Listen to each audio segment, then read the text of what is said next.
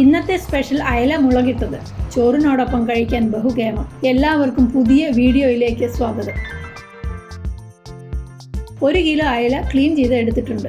കറിക്ക് വേണ്ട മറ്റു ചേരുവകൾ: 3-4 കഷ്ണം കുടംപുളി ഒന്ന് കഴുകിയിട്ട് കുതിരാനായി വെള്ളം ഒഴിച്ചു വയ്ക്കണം. 1 കുടം വെളുത്തുള്ളി ഇതുപോലെ ചെറുതായി ചോപ്പ് ചെയ്ത് എടുക്കണം. ഇഞ്ചി 1 ഇഞ്ച് നീളത്തിലെങ്കിലും ക്ലീൻ ചെയ്ത് ഇതുപോലെ അരിഞ്ഞെടുക്കണം.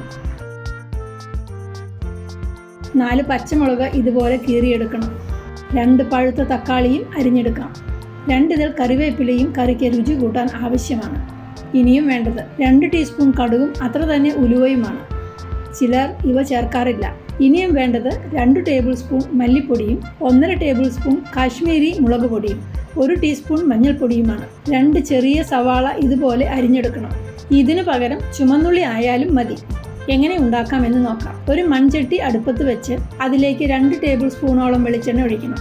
എണ്ണ ചൂടാകുമ്പോൾ അതിലേക്ക് എടുത്തു വച്ചിരിക്കുന്ന കടുകും ഉലുവായും ഇട്ട് കൊടുക്കാം. ഇവ രണ്ടും ഒന്ന് പൊട്ടി അമരുമ്പോൾ ഇതിലേക്ക് അരിഞ്ഞു വെച്ചിരിക്കുന്ന ഇഞ്ചിയും വെളുത്തുള്ളിയും ഇട്ട് പച്ചമണം പോകുന്നത് വരെ ഇളക്കി കൊടുക്കാം.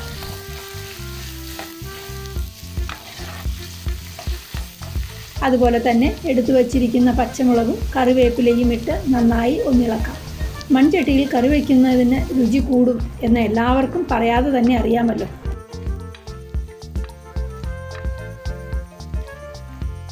ഇതിലേക്ക് അരിഞ്ഞു വെച്ചിരിക്കുന്ന ഉള്ളിയും ഇട്ട് കൊടുക്കാം. ഇനിയും പച്ചമണം പോകുന്നത് വരെ നന്നായി ഇളക്കി കൊടുക്കാം.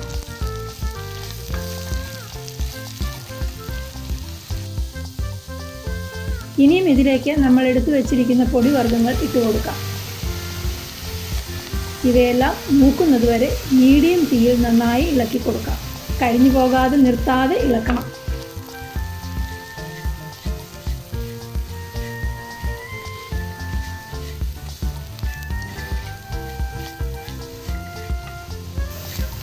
പൊടിവർഗ്ഗങ്ങൾ മൂത്തു എന്ന് ഉറപ്പായാൽ ഇതിലേക്ക് അരിഞ്ഞു വെച്ചിരിക്കുന്ന തക്കാളിയും ഇട്ട് കൊടുക്കാം.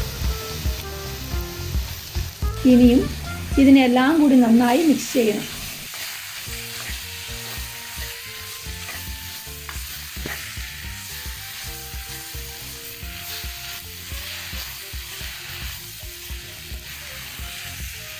ഇതിലേക്ക് കറിക്ക് ആവശ്യമുള്ള ഉപ്പും ചേർത്ത് കൊടുക്കാം.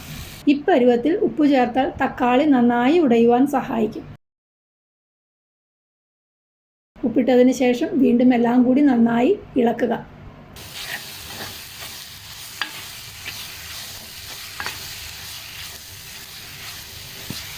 ഇനിയും ഇതിലേക്ക് കുതിർത്ത് വെച്ചിരിക്കുന്ന കുടംപുളിയും ആ വെള്ളത്തോടൊപ്പം ചേർത്ത് കൊടുക്കാം. വീണ്ടും നന്നായി ഇളക്കാം.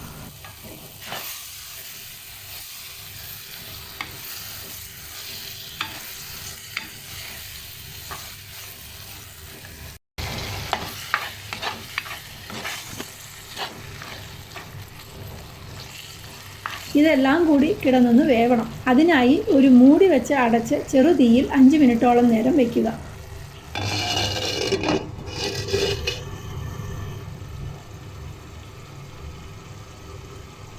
5 മിനിറ്റ് ആയിട്ടുണ്ട്. മൂടി തുറന്ന് നോക്കാം. ഇനിയും ഇതിനെ ഒന്നിളക്കി അതിലേക്ക് കറിക്ക് ആവശ്യമായ 1.5 കപ്പോളം വെള്ളം ചേർത്ത് കൊടുക്കാം.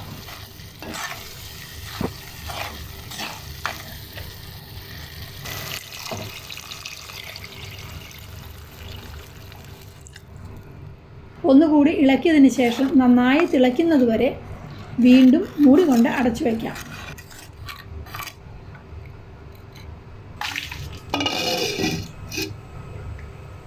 നന്നായി തിളച്ചു തുടങ്ങി.